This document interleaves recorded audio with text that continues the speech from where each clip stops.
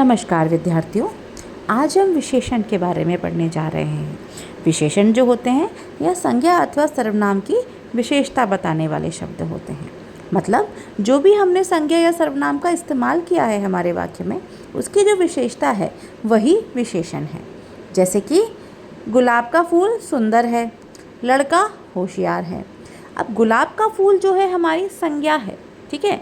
अब इसकी विशेषता क्या है कि गुलाब का फूल सुंदर है, तो सुंदर शब्द हमारा विशेषण है। इसी प्रकार लड़का होशियार है, लड़का क्या है? होशियार है। लड़का क्या है? हमारी संज्ञा है और वो कैसा है? होशियार है। आम मीठा है, आम क्या है? हमारी संज्ञा है और आम कैसा है? मीठा है। तो यही सारे शब्द जिन्होंने हमारी संज्ञा की विशेषताएं बताई हैं कि वो संज्ञाएं कैसी हैं, ठीक है, उनका गुण क्या है, वही हमारा विशेषण होता है। ठीक है बेटा। और विशेषण शब्द का महत्व क्या है, ये हमारी संज्ञा या सर्वनाम को और अधिक परिभाषित कर देता है। अब विशेषण के प्रकार में सबसे पहला नाम आता है गुणवाचक विशेषण का। गुण, जैसा कि आप शब्द से ही समझ सकते हैं, किसी भी वस्तु या किसी भी संज्ञा की क्वालिटी।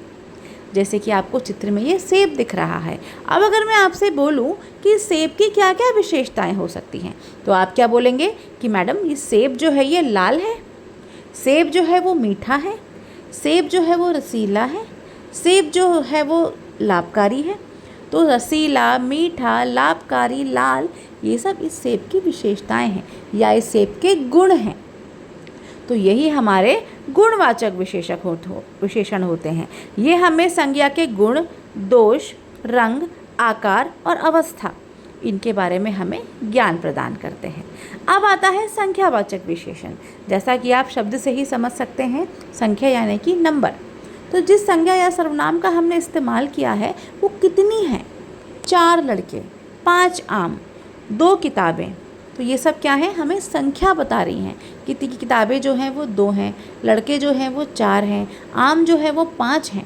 ठीक है। तो ये हमारे संख्यावाचक विशेषण होते हैं। लेकिन कभी कभी संख्याएं अनिश्चित होती हैं। जैसे कि बाहर कुछ लड़के खड़े हैं, मेरे पर्स में कुछ पैसे हैं। तो ये क्या है? हमें निश्चित संख्या तो नहीं बता रहा है, बस एक अनुमानित हमें बताता है कि कुछ पैसे हैं या बहुत लड़के हैं। तो ये जो अनिश्चित संख्या है, ये भी इस संख्यावाचक विशेषण का ही एक प्रकार है। ठीक है। अब आता है आपका परिमाणवाचक विशेषण। ये संख्यावाचक विशेषण से थोड़ा सा भिन्न होता है। यहाँ पर हमें संख्या ना बताकर उसका परिमाण या उसका मेजरमेंट या उसकी मात्रा, इसका जो है वो ज्ञान प्राप्त होता है। जैसे कि 2 दर्जन केले, 4 मीटर कपड़ा, 2 किलो चावल। तो इसमें क्या है? हमें उसकी संख्या नहीं पता चल रही है, लेकिन उसका मेजरमेंट पता चल रहा है। केले जो है वो 2 दर्जन है, कपड़ा जो है वो 4 मीटर है, चावल जो है वो 2 किलो है। ठीक है। या फिर थोड़ा सा पानी, बहुत सारा अनाज, ये भी हमारे अनिश्चित परिमाणवाचक विशेषणों के उदाहरण हैं। अब आता है सार्वनामिक विशेषण या सांकेतिक विशेषण। ये सर्वनाम शब्द होते हैं, लेकिन वाक्य में इनका प्रयोग एक विशेषण के रूप में किया जाता है। ये हमें संकेत के द्वारा उस विशेषण की जो संज्ञा है उसकी विशेषता बताते हैं। और इंग्लिश में हम इनको डेमोन्स्ट्रेटिव एडजेक्टिव के नाम से जानते हैं। जैसे कि वह घर मेरा है, हम संकेत करके बता रहे हैं कि वह जो घर है वो मेरा है। यह किताब मेरी है। ये क्या है? एक, हालांकि एक सर्वनाम शब्द है, लेकिन हम जब उसे संकेत के द्वारा बता रहे हैं कि यह किताब जो है वो मेरी है, तो यहाँ पर ये जो सर्वनाम है ये विशेषण का एक रूप हो जाता है और हम इसको सार्वनामिक विशेषण के नाम से जानते हैं। ठीक है। और इसको हम सांकेतिक विशेषण भी कहते हैं। अब इसके बाद आता है बेटा विशेषण की अवस्थाएं। विशेषण की अवस्थाएं जिसको आप इंग्लिश में डिग्री बोलते हैं, adjective of degree, superlative degree, positive degree, comparative degree, है ना। यही हमारे विशेषण की अवस्थाएं हैं। मूल अवस्था यानी कि जब हम कहीं कुछ कंपैरिजन नहीं कर रहे हैं, किसी की भी तुलना नहीं कर रहे हैं, वह अच्छा लड़का है। ठीक है। अब उत्तर अवस्था मतलब जब हम 2 लड़कों का कंपेयर करें, वह लड़का उससे अच्छा है। 2 संज्ञाओं का जब हम कंपेयर करते हैं, या इंग्लिश में हम इसको कंपैरेटिव डिग्री बोलते हैं। और उत्तम अवस्था यानी कि जिसको हम इंग्लिश में सुपरलेटिव डिग्री बोलते हैं, कि वह लड़का सबसे अच्छा है। ठीक है। तो ये हमारे डिग्री ऑफ कंपैरिजन जो आप इंग्लिश में पढ़ते हैं, वही है विशेषण की अवस्थाएं। मूल अवस्था, उत्तर अवस्था एवं उत्तम अवस्था। ठीक ठीक है बेटा। अब आता है विशेष्य और प्रविशेषण। जब हम किसी संज्ञा या सर्वनाम की विशेषता बताते हैं वह विशेषण होता है, लेकिन जिस संज्ञा या सर्वनाम की विशेषता हम बता रहे हैं वह संज्ञा या सर्वनाम को हम विशेष्य बोलते हैं। जैसे फुर्तीला घोड़ा, फुर्तीला क्या है, उस घोड़े की विशेषता है कि वह फुर्तीला है, लेकिन संज्ञा क्या है, घोड़ा।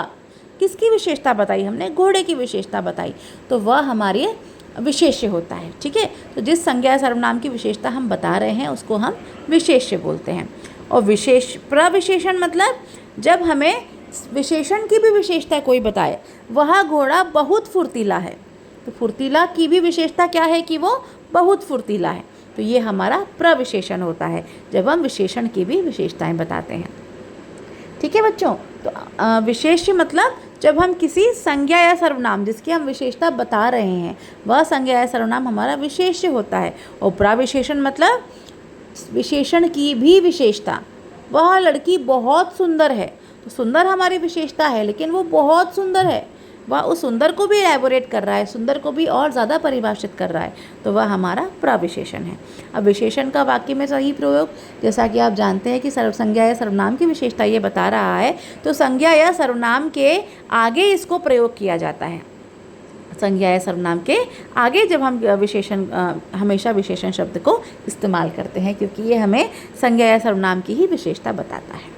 तो अब इस पाठ का सारांश क्या निकलता है बेटा, हमने सबसे पहले विशेषण को जाना कि विशेषण जो है वो संज्ञा या सर्वनाम की परिभाषा बताते हैं। फिर हमने विशेषण के प्रकार को जाना, गुणवाचक, संख्यावाचक, परिमाणवाचक और सांकेतिक विशेषण। इसके बाद हमने विशेषण के रूप, विशेषण की अवस्थाओं को जाना। ठीक है, यानी कि हमने उसकी डिग्रीज को जाना। उसके बाद हमने क्या जाना, विशेष्य और प्रविशेषण के बारे में जाना। ठीक है, विशेष्य संज्ञा शब्द जिसकी हम विशेषता बता रहे हैं, और प्रविशेषण उस विशेषण की भी विशेषता। इसके बाद हमने विशेषण के सही प्रयोग। आशा करती हूँ ये वीडियो आपको पसंद आया होगा। बहुत बहुत धन्यवाद।